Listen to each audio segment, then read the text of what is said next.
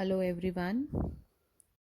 In this video, we will discuss another sonnet by William Shakespeare. Its title is Time and Love.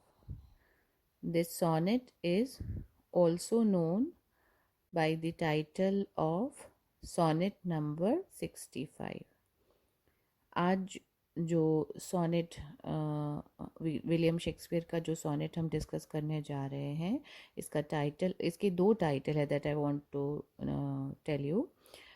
इसका एक title है time and love और इसी sonnet को sonnet number 65 के नाम से भी जाना जाता है। The pattern of this sonnet is the same as in other Shakespearean sonnet. मैं पहले का जो मेरा एक वीडियो सीरीज़ था ट्रू लव पर, शेक्सपियर का एक बहुत फेमस सोनेट है ट्रू लव, उस पर भी मैंने वीडियो बनाया था और उसमें भी मैंने ये पॉइंट काफ़ी डिटेल में आपके साथ डिस्कस किया था। क्योंकि ये सोनेट हैं और ये सोनेट सीरीज़ हम डिस्कस कर रहे हैं by William Shakespeare that is prescribed in CCS universities BA third year English syllabus, और भी जगह ये प्रेस्क्राइब हो सकते हैं। तो शेक्सपियर के जो लिखे हुए सोनेट हैं, the sonnets which are written by Shakespeare are called Shakespearean sonnet.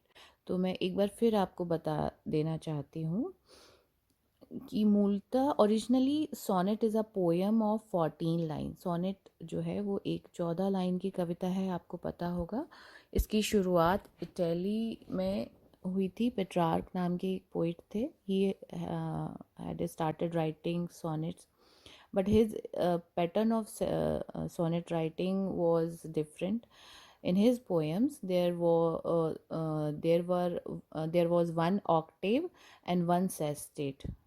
One octave एक स्टैंजा का प्रकार है एंड पेट्रार्क ने अपनी सोनेट्स में he used one octave of 8 lines and one sestet of 6 lines. तो 8 लाइन का ऑक्टेव और 6 लाइन का सेस्टेट नाम का स्टैंजा उन्होंने यूज़ किया था। That made it a 14 line poem, a 14 line sonnet. तो जिससे मिलकर ये जो सोनेट है वो एक 14 लाइन की कविता बनी। इंग्लैंड में जब ये सोनेट आया तो इसकी शुरुआत व्याट एंड सरे नाम के जो दो पोइट्स थे उन्होंने की थी। ये मैंने ट्रू लव की वीडियो सीरीज़ में भी डिस्कस किया था। You may again note down the names of these we can say precursors of English sonnet. जो इंग्लैंड में सोनेट को लेकर आए थे दो पोइट, उनके नाम थे व्याट WYATT और दूसरे पोइट थे सरे SURREY। उन्होंने सोनेट को we can say they initiated it into England.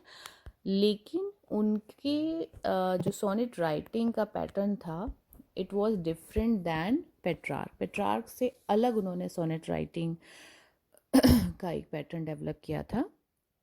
And in there pattern there were 3 quatrains. Sonnet एक 14 लाइन की कविता होती है, आई एम अगेन रिपीटिंग। तो lines, total number of lines वही रहा, पर उसका जो डिवीज़न ऑफ लाइंस है वो उन्होंने चेंज किया। तो उन्होंने 3 क्वार्ट्रेन्स यूज़ किए। 1 quatrain is of 4 line. Quatrain means a stanza of 4 line. एक 4 लाइन के स्टैंजा को क्वार्ट्रेन कहा जाता है। Quatrain QUATRAIN, quatrain, you can note it down. तो एक क्वार्ट्रेन में 4 लाइन्स होती हैं। There are 4 lines in 1 quatrain and Wyatt and सरे यूज्ड 3 क्वार्ट्रेन्स ऑफ 4 लाइन्स ईच। तो उन्होंने 4 लाइन के स्टैंजा वाले 3 क्वार्ट्रेन यूज़ किए। That made it 12 lines and 1 rhyming couplet. और एंड में उनका एक couplet is a stanza of 2 lines. Couplet आप नोट डाउन कर सकते हैं, COUPLET। तो 2 लाइन का एक छोटा सा स्टैंजा होता है, जैसे हिंदी में हम कह सकते हैं दोहा होता है 2 लाइन का, कुछ उस तरह का आप समझ सकते हैं। तो 3 लाइन के सॉरी 4 लाइन्स के 3 क्वार्टर्स एंड 2 लाइन्स का 1 कपलेट, तो it made it a 14 line sonnet in English. तो ये pattern of sonnet writing was initiated by Wyatt and Surrey. इसकी शुरुआत व्याट और सरे, ये 2 पोइट्स हैं, व्याट और दूसरे हैं सरे, इनके द्वारा की गई थी इंग्लैंड में, and it was known as English sonnet. इसको इंग्लिश सोनेट का नाम दिया गया था।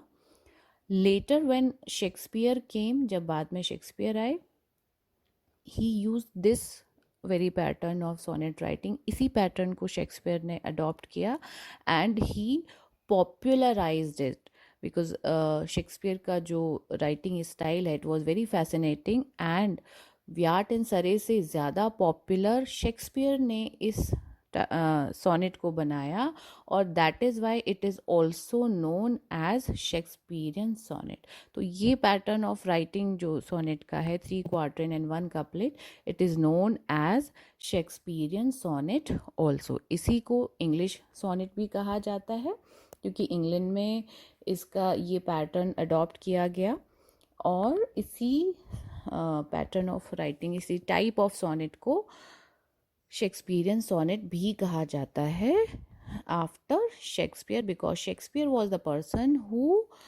perfected and popularized this form of this pattern of sonnet writing. तो आई होप आपको ये क्लियर हो गया होगा।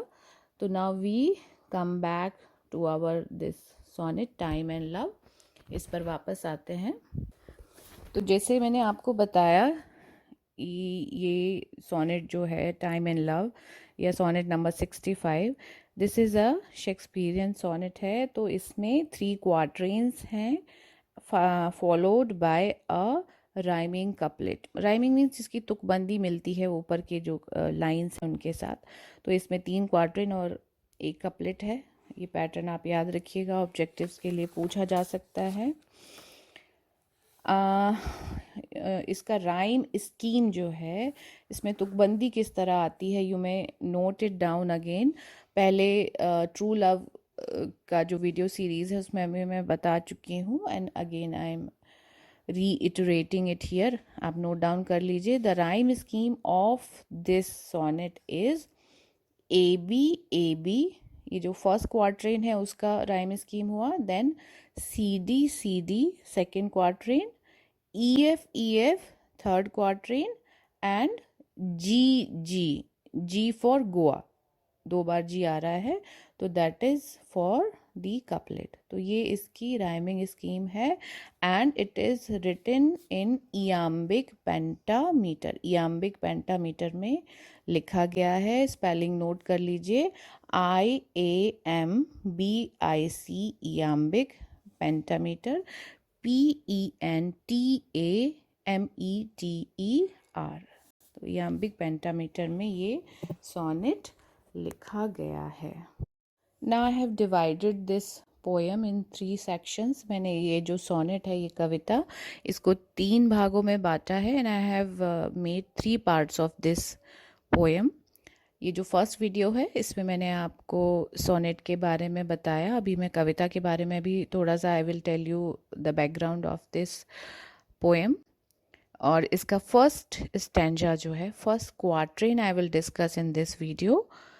सेकेंड वीडियो में मैं इसका दूसरा स्टैंजा डिस्कस करूँगी, और थर्ड वीडियो में मैं इसका third and fourth stanza, third quatrain and last जो कपलेट है, लास्ट स्टैंजा, उसको third and fourth stanza we can say that I will discuss in the video number 3 of this series. तो आप तीनों videos को देखेंगे तभी पूरी कविता समझ पाएंगे। एक ही वीडियो में क्योंकि थोड़ा ज़्यादा लंबा हो जाता है, तो थोड़ा सा बोरिंग भी लगता है, और शायद एक साथ पूरा बच्चे पढ़ भी नहीं पाते हैं। तो I for your convenience I have divided it into 3 parts we can say. तो इन दिस फर्स्ट पार्ट हम फर्स्ट क्वार्टरन है जो उसको डिस्कस करेंगे।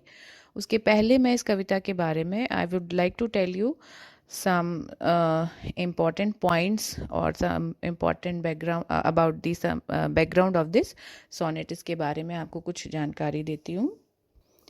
बच्चों, I would like to reiterate the point that I keep my videos bilingual. मैं उनको हिंदी और इंग्लिश दोनों को ही लेकर चलती हूँ because I know there are majority of the students are from Hindi medium. ज़्यादातर बच्चे हिंदी मीडियम से हैं, तो उनकी सुविधा के लिए so that they may understand it easily मैं हिंदी का भी प्रयोग करती हूँ. बट दो अभी CCS में ऑब्जेक्टिव टाइप क्वेश्चंस आ रहे हैं, but it could be eight other places also the poem could be prescribed और वहाँ आपको एक्सप्लेनेशन भी लिखना पड़ सकता है. तो क्योंकि ये सभी बच्चों के लिए this video could be useful, तो I will be using Hindi and English both because Hindi is necessary for you to understand the poem easily, ताकि आप कविता को आसानी से समझ लें. And English is very important because you have to write the explanation और द क्वेश्चंस. अगर आपको लिखना है तो आपको इंग्लिश में ही लिखना है, so you need vocabulary for that. So please try to catch my English words as well. आप मेरी जो वोकेबलरी है उसके थ्रू इंग्लिश वर्ड्स भी कैच करने की कोशिश कीजिए एंड उसको अपने माइंड में रख के make it a part of your own vocabulary, ताकि वो आपकी खुद की वोकेबलरी का हिस्सा बने, तभी आप अपने आंसर्स में उन्हें यूज़ कर पाएंगे. Okay, so now we will start the poem. ये जो कविता है, फर्स्ट लाइन इसकी मैं पढ़ती हूँ. Since brass nor stone nor earth nor boundless sea, but said mortality oversways their power. इस कविता में, इस सोनेट में, दिस सोनेट नंबर 65 जो है शेक्सपियर का, इसमें Shakespeare is talking about the power of time and the essentiality of love, we can say, or the philosophy of love, of Shakespeare's philosophy of love. इस कविता में, क्योंकि जैसे इसका एक टाइटल टाइम एंड लव भी है, तो टाइम का लव पे, प्रेम पर क्या प्रभाव पड़ता है.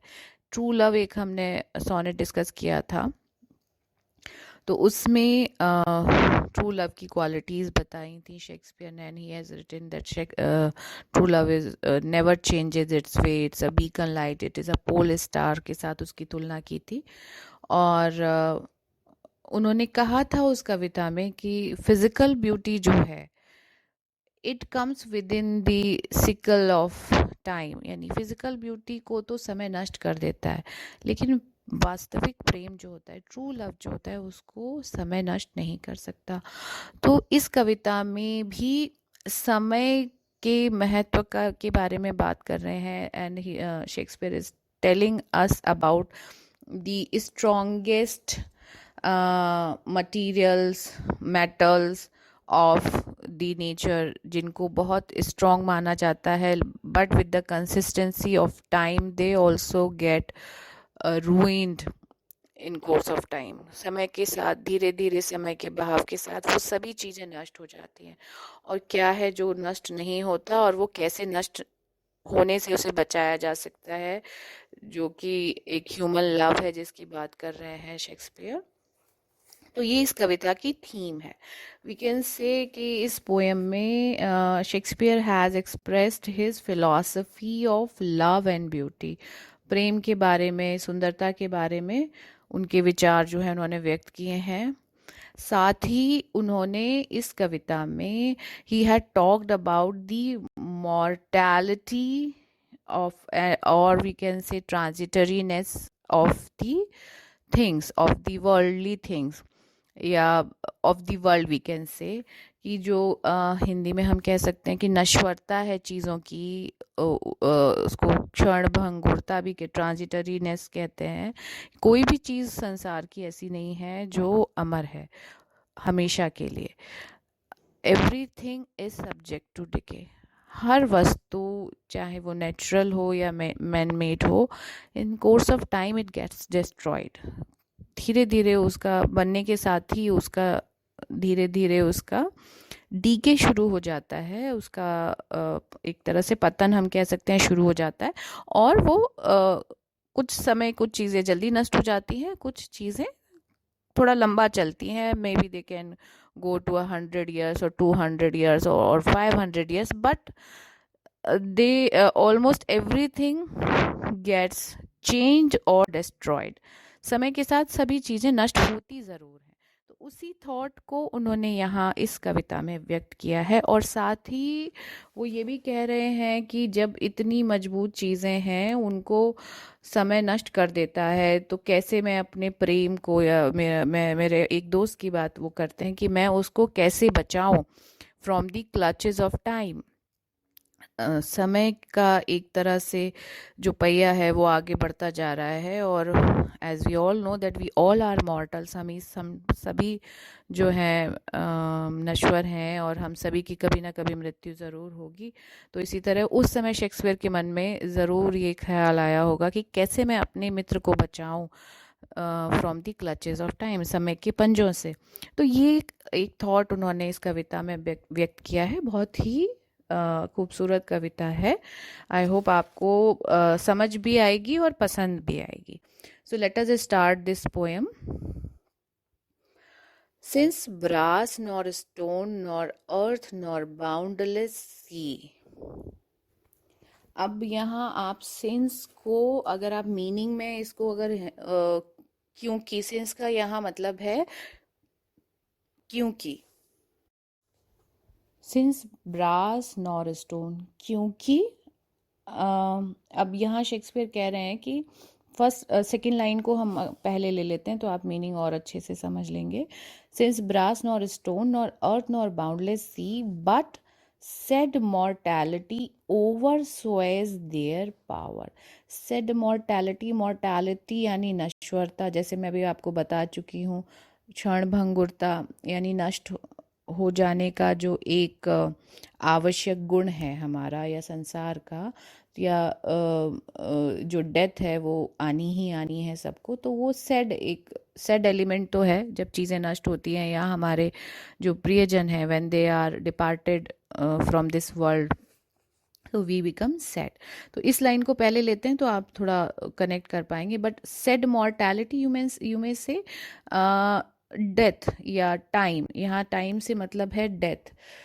तो क्योंकि समय के साथ ही मृत्यु भी आती है, तो जो डेथ है it over Suez you may right over power. वो अंततः मृत्यु सभी चीज़ों पर विजय प्राप्त कर लेती है। ओवर स्वेज, ओवर पावर यानी उसको विजय कर लेती है, या डोमिनेट भी आप कह सकते हैं। देयर पावर, उन शक्तियों पर मृत्यु जो है वो विजय प्राप्त कर लेती है। अब वो कौन सी शक्तियां हैं, अब हम फर्स्ट लाइन में आते हैं। सिंस ब्रास मेटल होती है, पीतल आप जानते हैं बहुत मजबूत मेटल होती है, पर समय के साथ वो भी खराब हो जाती है। नॉर स्टोन, पत्थर, रॉक्स बहुत मजबूत होती हैं, हम उनको तोड़ना आसान नहीं है, और बहुत मेहनत करके भी बहुत छोटा मोटा हिस्सा, layer of the outer layer, उसका तोड़ पाते। But in course of time में भी many, in course of 100 years और 1000 years वो भी धीरे धीरे नष्ट होती हैं। अर्थ, पृथ्वी की संरचना में भी अंतर आता है।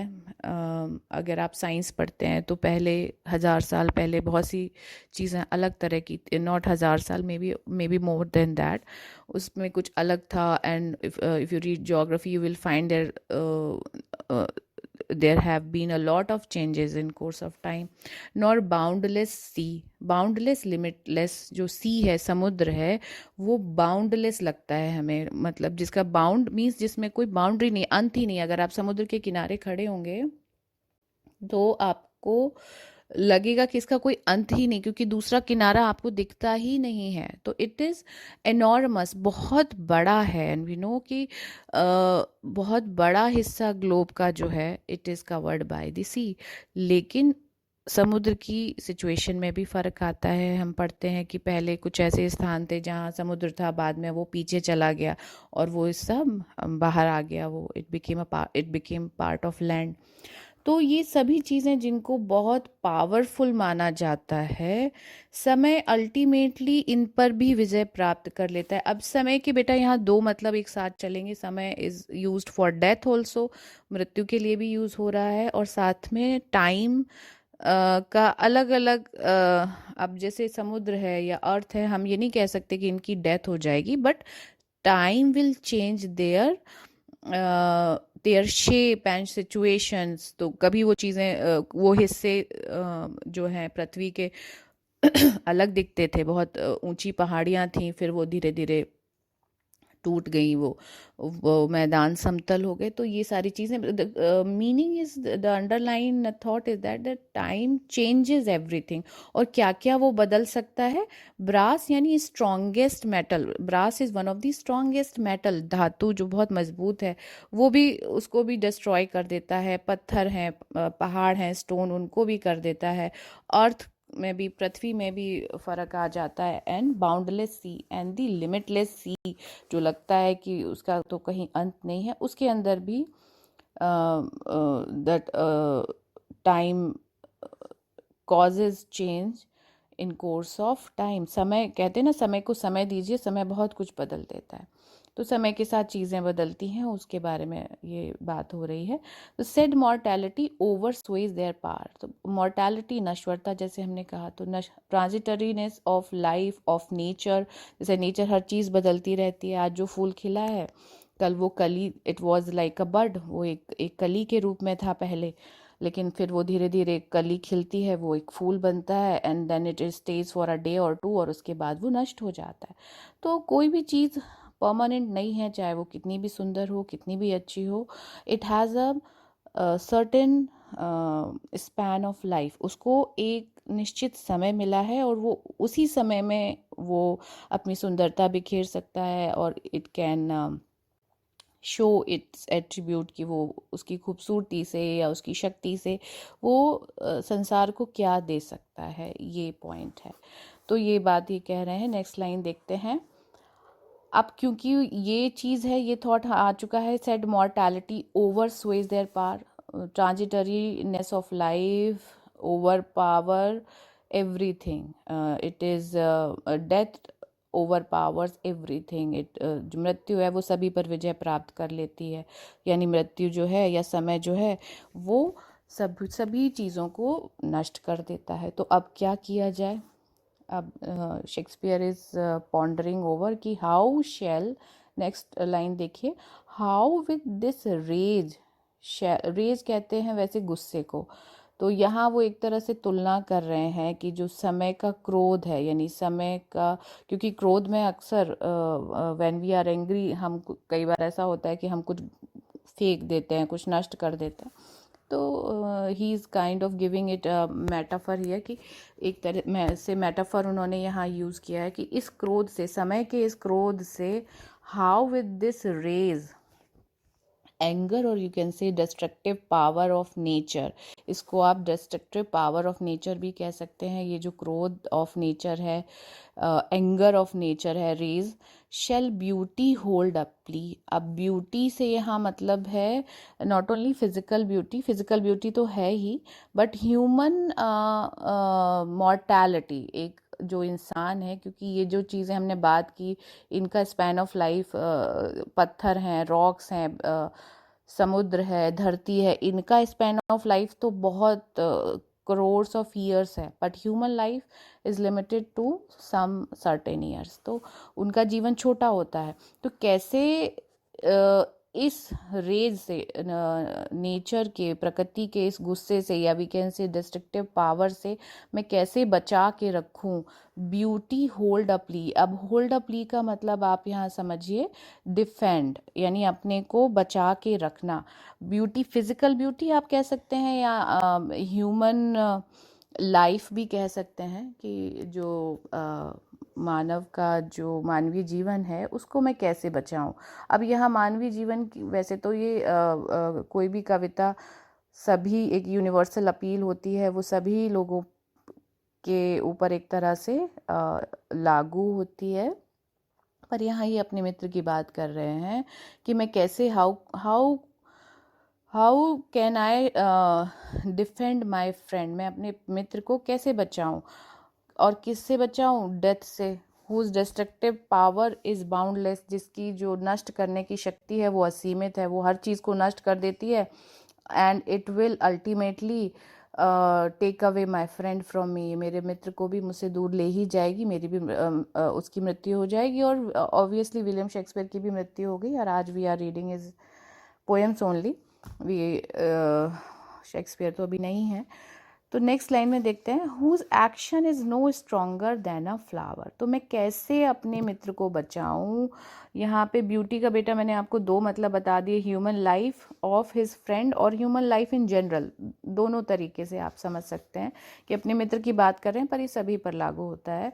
तो मैं कैसे बचाऊं, whose action, action means whose strength, ये ह्यूमन लाइफ जो है उसमें कितनी शक्ति है, स्ट्रेंथ, यहाँ एक्शन का मतलब है स्ट्रेंथ या हुज कैपेसिटी, वो ह्यूमन लाइफ की जो कैपेसिटी या जो शक्ति उसको नेचर ने दी है वो कैसी है, is no stronger than a flower, वो एक फ्लावर, एक फूल से ज़्यादा मजबूत नहीं है या ज़्यादा ताकतवर नहीं है। It is not mightier than, या you can say in other word it is as delicate and short lived as a flower. जैसे एक फूल है वो बहुत सुंदर होता है, वो खुशबू देता है, वो आपको आनंद प्रदान करता है, it makes you happy, it exudes fragrance around, वो एक खुशबू भी बिखेरता है, but its life is very short.